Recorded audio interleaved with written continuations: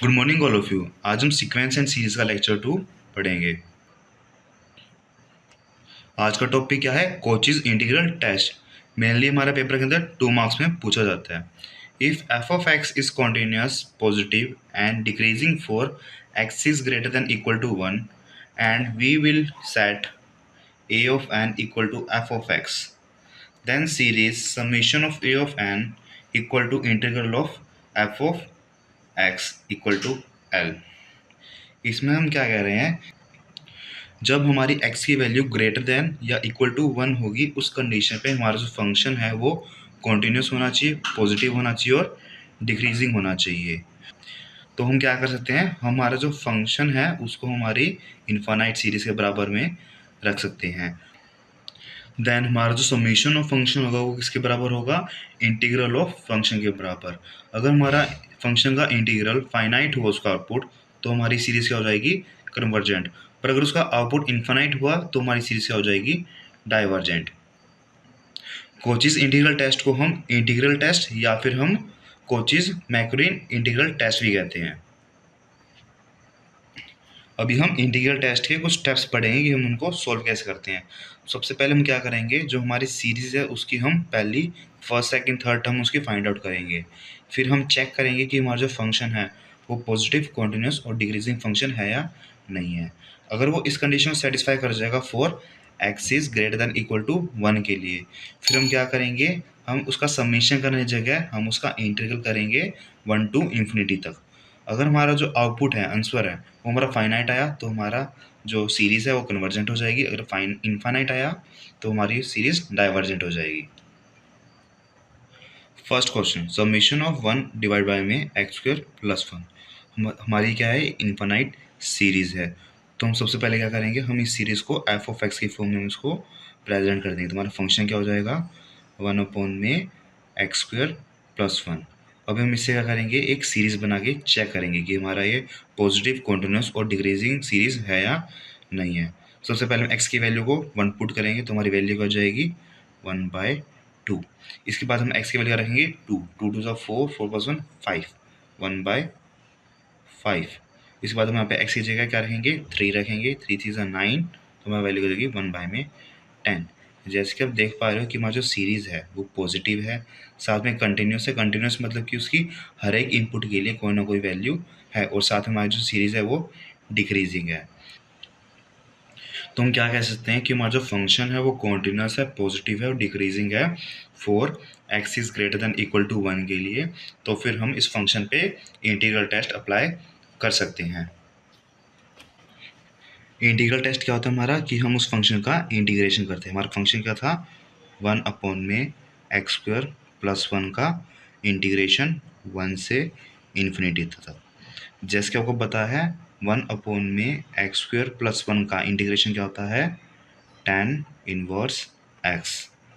तो हम इसका इंटीग्रेशन करेंगे, हमारे पास वैल्यू क्या आ जाएगी यहाँ पे? tan inverse x. हमारी लिमिट क्या है? 1 टू इन्फिनिटी।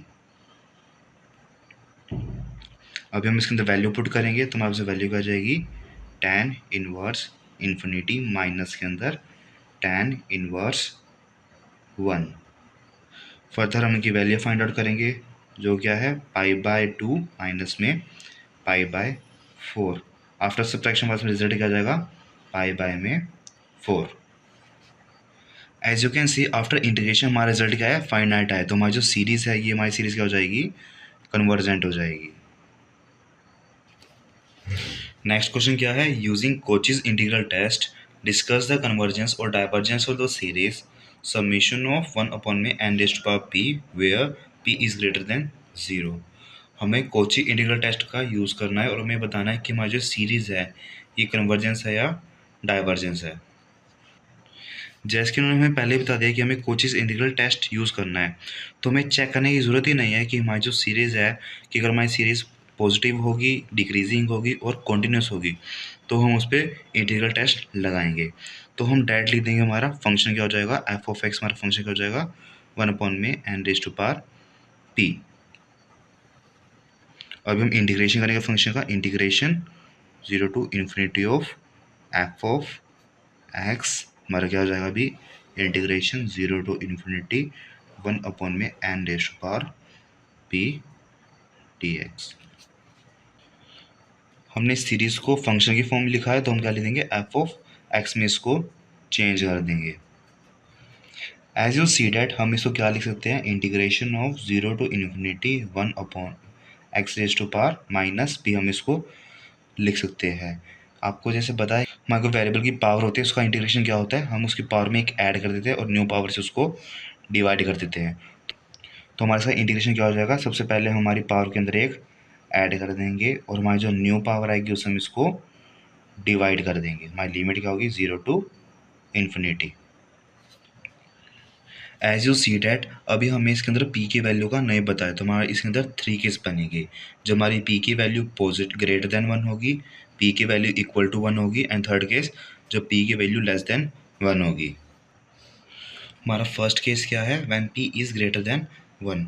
जब हमारे p की वैल्यू 1 से बड़ी होगी, इट मीन्स जो हमारी x की पावर है वो हमारी हमेशा पॉजिटिव होगी। तो हम इसको सबसे पहले हम इसको पॉजिटिव करेंगे। तो हमारा इंटीग्रेशन ऑफ f(x) हमारा क्या हो जाएगा,